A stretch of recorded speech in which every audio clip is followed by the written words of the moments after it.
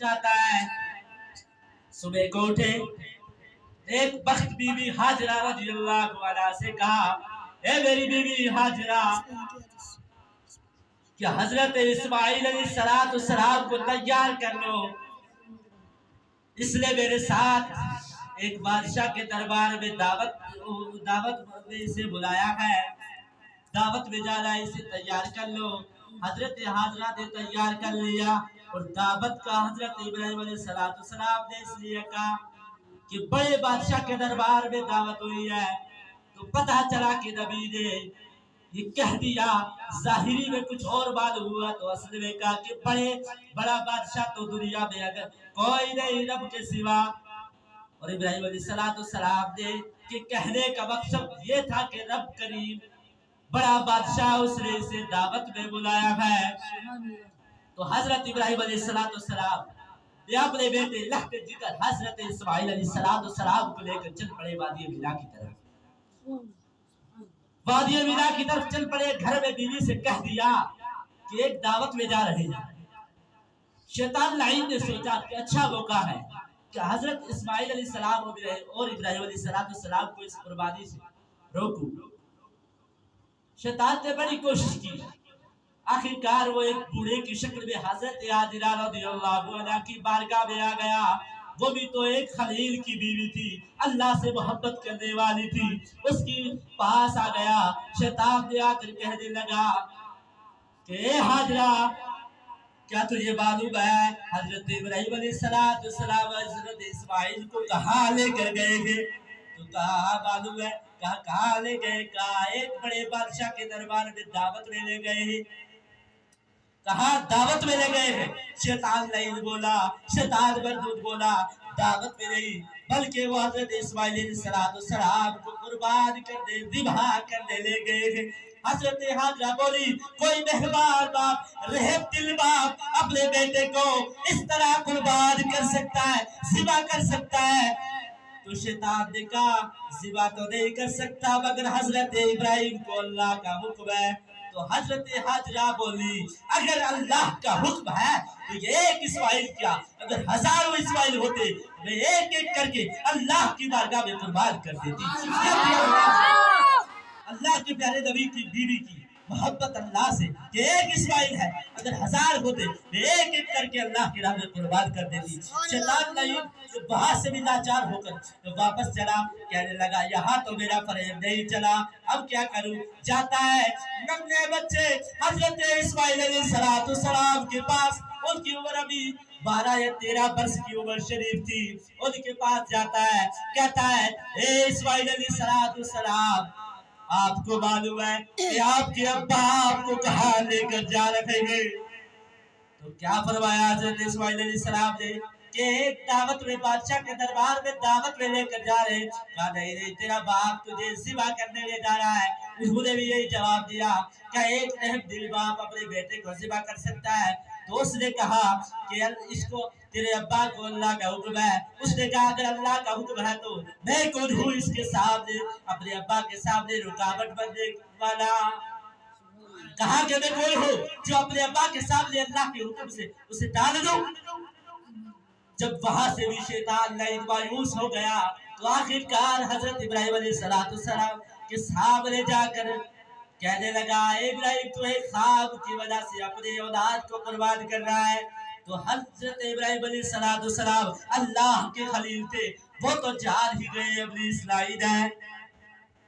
पहली मर्तबा हजरत इब्राहिम अलैहिस्सलाम के पास जो शैतान नहीं आया तो जुबराए उक़बा में आया। तो हजरत इब्राहिम अलैहिस्सलाम ने जमीन से 7 का गरिया उठाकर उसकी तरफ मारी, शैतान की तरफ मारी और शैतान जमीन में धंस गया। आज हाजी लोग जाकर उस हजरत इब्राहिम अलैहिस्सलाम की सुन्नत को अदा करते हैं। अल्लाह ने अपनी खलील की सदियों साल की सुन्नत को आज भी अल्लाह के आखिरी नबी सल्लल्लाहु अलैहि वसल्लम के उम्मत के लोग जाकर अदा कर रहे हैं। तो वो हजरत इब्राहिम अलैहिस्सलाम की सुन्नत है। दूसरी मर्तबा हजरत इब्राहिम अलैहिस्सलाम के पास जो आए वो जुबराए सादिया के अंदर आए। اور تیسری اس بار بھی حضرت ابراہیم علیہ السلام نے 7 کنکریاں ماری، اور تیسری مرتبہ جو حضرت ابراہیم علیہ السلام کے پاس آئے وہ جبرائے کبریٰ میں آئے، تو حضرت ابراہیم علیہ السلام نے اس وقت بھی 7 کنکر مارے اور وہ زمین میں دھس گیا۔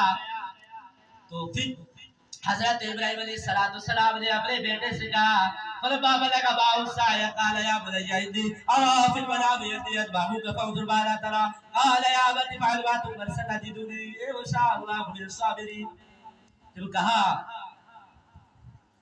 کہ اے میرے بیٹے، میں نے خواب دیکھا کہ میں تجھے ذبح کرتا ہوں۔ تو بیٹا بولا، کہا کہ اب تو دیکھ تیری کیا رائے ہے؟ کہا اے ابا کیجئے جس طرح آپ کو حکم ہوتا ہے، اور اللہ نے چاہا تو قریب ہے کہ آپ مجھے صابر پائیں۔ یہ حضرت ابراہیم علیہ السلام کا جواب تھا۔ تو پھر ذبح کے لیے تیار ہو گئے، تو اسماعیل علیہ السلام نے اپنے ابا سے کیا کہا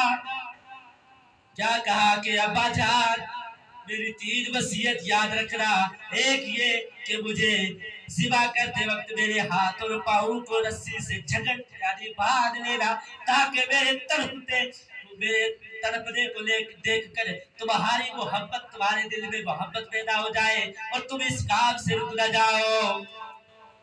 تو حضرت ابراہیم علیہ السلام نے اس کی یہ پہلی شرط میں قبول کی۔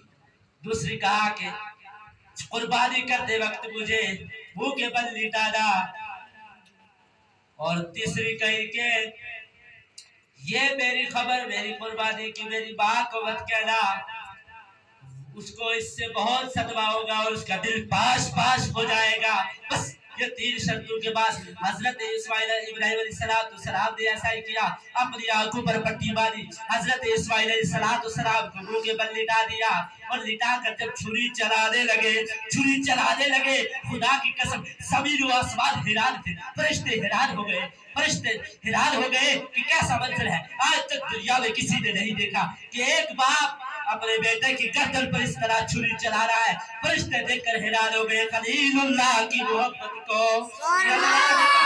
دیکھو فرشتوں، یہ ہے میرا خلیل، کہ میرا خلیل مجھ سے محبت کرتا ہے نہیں۔ لوگوں کو بتانا تھا، دنیا کو بتانا تھا اللہ نے کہ جو خلیل ہوتا ہے وہ اللہ سے اس طرح محبت کرتا ہے، بلکہ دنیا کو بتا دیا اگر تم اللہ سے محبت کرو گے تو اللہ تم سے محبت کرے گا۔ دیکھو اب ہوتا کیا ہے، آگے چلو دیکھا ہوتا کیا ہے۔ حضرت ابراہیم علیہ السلام اپنے بیٹے لخت جگر کے گلے پر چھری چلا رہے، چھری چل نہیں رہی ہے، بار چھری کو چلا رہے، چھری چل نہیں رہی ہے، چھری چلنے کا نام نہیں لے رہی ہے۔ حضرت ابراہیم علیہ السلام نے فرمایا کہ چھری تو کیوں نہیں چلتی ہے، اور اس غصے میں جلال میں آ کر چھری کو ایک پتھر پر مارا، پتھر کے ریزے ہو گئے۔ پھر کہا کہ اے چھری، میرے اسماعیل علیہ السلام کا ریشمی گلا ہے، ریشمی لباس کو تو کیوں نہیں کاٹ سکتی، اور اس پتھر کو تمہیں کاٹ دیا۔ تو کہا جب آپ آگ میں تھے تو آپ کو آگ نے کیوں نہیں جلایا؟ اس لیے کہ آگ کو اللہ کا حکم تھا، اس کو ایک مرتبہ حکم ہوا تھا، تو مجھے اللہ رب العزت نے 70 مرتبہ کہہ دیا ہے کہ اسماعیل کا بال مت بھیگا کرتا، اور کہا کہ خلیل تو کہتا ہے کاٹ، جلیل کہتا ہے اگر اسماعیل کا ایک بال بھی مت ہل جائے۔ اتنے میں حضرت جبریل علیہ السلام جنت میں جاتے اور وہاں سے بیڑا لے کر آتے، اور حضرت اسماعیل علیہ السلام کی جگہ بیڑا رکھ لیتے، اور بیڑا ذبح ہو جاتا ہے، حضرت اسماعیل علیہ السلام بچ جاتے، قربانی بھی قبول ہو جاتی، قربانی بھی ہو جاتی ہے، اور بیٹا بھی بچ جاتا ہے۔ یہ تھی اللہ کے نبیوں کی اللہ سے محبت۔ دوران گفتگو اگر کوئی کوتاہی سرزد ہو گئی ہو تو اللہ کریم سے دعا ہے کہ اللہ کریم معاف فرمائے۔ استغفر اللہ تعالی ربی بالکل ذنب واتوب الیہ۔